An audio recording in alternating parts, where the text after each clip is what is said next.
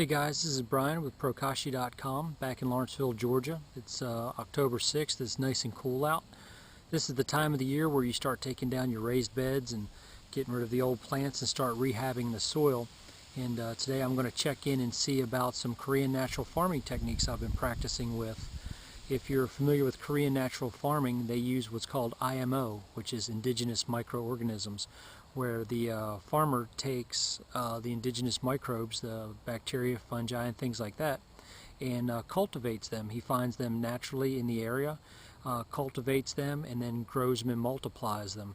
How that relates to Bokashi is that we're in the same business, being microbe farmers, and it's the IMO 1, 2, 3, and 4, all forms of Bokashi, all forms of fermented matter.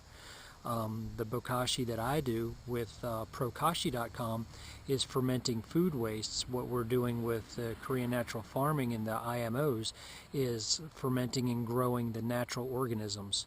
So here is a pile of leaves which was really twice that size not too long ago. And I'm going to check inside.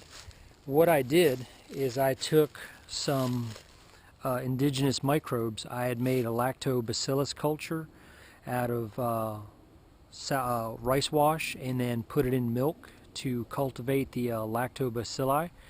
I added that lactobacilli to some fermented bamboo soil. Bamboo is a grass, and grasses are heavily bacterially dominated, as well as what we grow as far as crops is usually heavily bacterially dominated. And I put some forest microbes where I got some basically a fungal essence or a fungal growth by taking some of the forest or tree soil, the good humus, and grew it and fermented it. I put all those fermented liquids together with some water and molasses in some wheat mill run, which is basically wheat bran with some of the wheat flour and other leavings from the wheat mill floor. Mixed them together, fermented that as actually you would see like an actual Bokashi fermentation, and I did a few other things. Ended up mixing all that with the soil and then letting it set, and that's what's under here now. This pile of leaves was about 2 or 3 times as big, and it's actually composting down really well. So let's see what it looks like inside. What I'm looking for is some of the white mycelium, the white filaments from fungi that should be growing and multiplying in here. You can see, hopefully, right there, not very far down, some of it growing in this area here. And there's the actual soil. If you'll notice on the soil, you'll see some here, here. In fact, that's a leaf that's got a full clump to it. And you can see this is actually the soil that I'm going to end up putting into my raised bed gardens along with the Bokashi mix. It's pretty warm. It's been sitting here for about 10 days.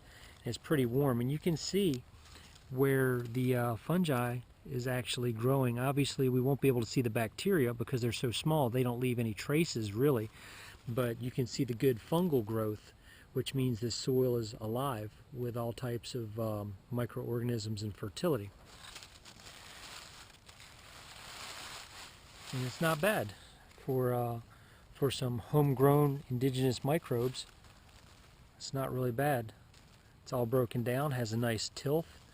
I'm going to mix these other leaves in with it and then put it into the soil. That's a bulking agent, and it'll also be good food for the fungi to grow on. And you can see all the life that's down in here, all through here and here. So that's my IMO 4 with Korean natural farming. This is Brian with Prokashi.com. Just a little quick video, not really a how-to, but just a show you type thing. If you have any questions about Prokashi, biochar, IMO, or Korean natural farming, come visit me on my website, www.prokashi.com. See ya.